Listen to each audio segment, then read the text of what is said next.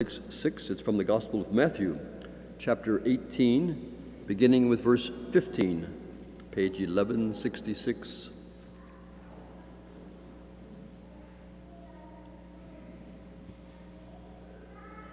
The Lord be with you. A reading from the Holy Gospel according to Matthew.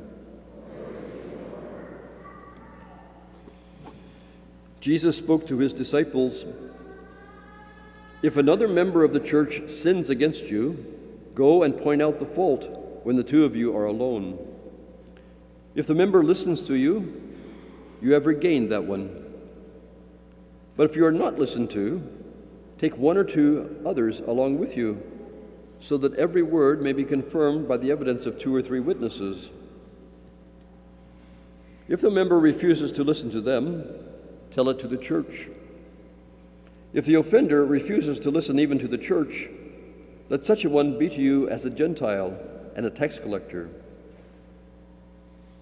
Truly I tell you, whatever you bind on earth will be bound in heaven, and whatever you loose on earth will be loosed in heaven.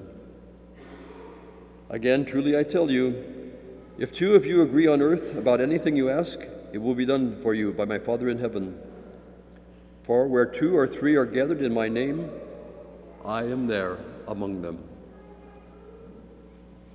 The Gospel of the Lord.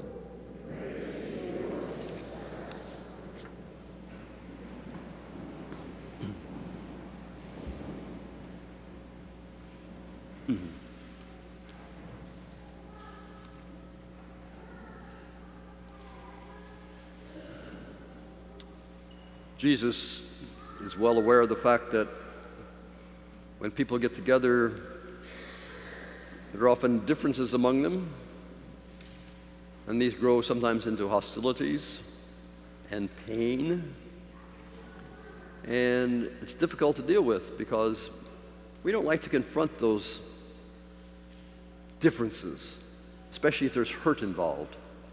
We tend to back away and let them. And they don't just go away, the differences just sort of settle in our hearts, and they burrow in, and they fester, and they poison us, and it's not good. It can sometimes drive us farther and farther apart. So Jesus is talking about that now. It happens even in the church, can you believe? And I found this little thing. I have to read this to you, I'm sorry, but I can't remember it all. Once upon a time, in a certain church somewhere, there was a difference between the pastor and the music director.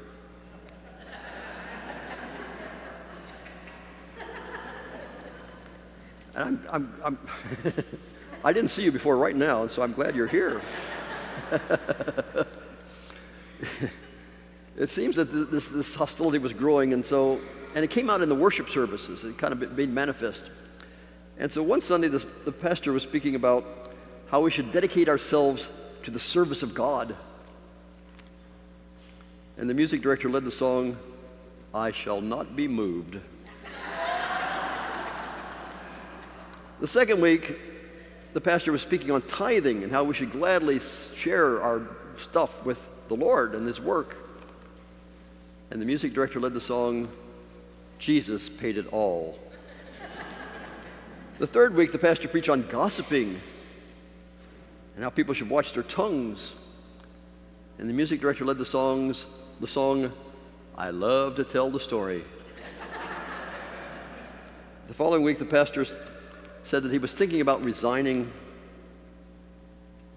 And the music director led the song, "Oh, Why Not Tonight?" Finally, the pastor decided to resign. And before he left, his last sermon was, he was telling how Jesus led him here, and Jesus was leading him away now. And the music director led the song, "What a Friend We Have in Jesus."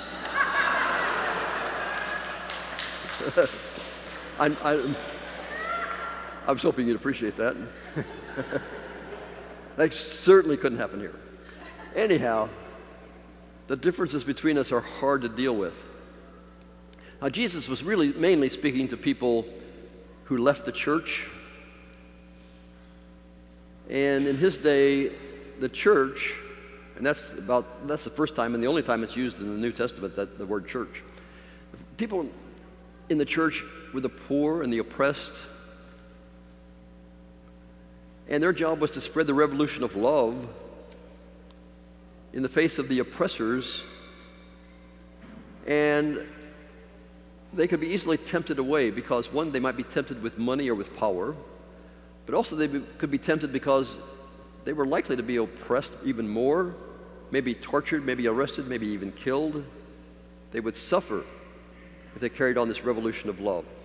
So Jesus knew it was easy for people to stray away. And so he said, if someone you know strays away, go and talk to them, because we want them back. If they don't listen, get a couple of friends and invite them to come back.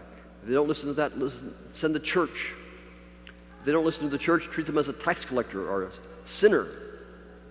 And you know how Jesus treated tax collectors and sinners. He loved them. He ate with them. He associated with them. He tried to be reconciled with them. And that's how we should treat others who stray away. And in our day, I think straying away happens for different reasons. Sometimes we just get disconnected, whatever happens. My mother once dealt with a member of our family who was not attending church. Now, my mother was a little quiet lady, very diplomatic, didn't say a whole lot, but she was very determined. And she made sure you knew what she was thinking and what she wanted. Well, one day I heard that she had written a letter to this member of the family who was not attending church. And I thought, oh my gosh, what did she do now? I wonder what she said. I never saw the letter. I'd sure love to see it. I don't know what she said, but you know, that person came back to church. I said, wow, the Lord's working through her. She's more powerful than I thought. So you never know what might work, mainly to love the person who has strayed away. There's another story about Bishop Shea. Remember Bishop Shea? He lived in the house next to one of our parishes and next to that rectory. And one day he pulled into the driveway and he got out of the car, and the associate pastor was out in the front yard of the rectory. He was a young priest at the time. And Bishop Shea came over to him and said, you know, when I first came here, I didn't like you. And he said, but now I think you're a good priest. And the priest said, what changed your mind? And Bishop Shea said, well, my sister is my housekeeper, and she attends your church, and she told me that you're the best priest she knows. And I asked her, Bishop Shea said, does that include me? And she said, yes. And he said, now I think you're a great priest. I just heard this story last week. Pretty amazing. Bishop Shea didn't have to say all that. He could have kept it to himself, but went out of his way to heal this little thing that was in his heart alone. It's amazing how we can change and soften. One more story. This is about an adult person who was in a class of some sort, and the assignment for the week was to go and tell somebody you love that you love them. Well, there was this guy in the class who reported back the next week, and he said, when you gave me that assignment, I was mad. I thought that was stupid. That was dumb. I didn't want to do that. I said, who do I have to be reconciled with? But as I was traveling home, my conscience began to work. And I began to think about my dad. And how several years ago, we had this disagreement, and it was really nasty. And we hardly speak to one another anymore. We only speak when necessary. And all of a sudden I knew that I needed to do something about that. So that very night on my way home, I decided to stop at my dad's house, my mom's house, their house. Rang the doorbell. Thank God my dad came to the door. And I said, Dad, I just came by to tell you that I love you.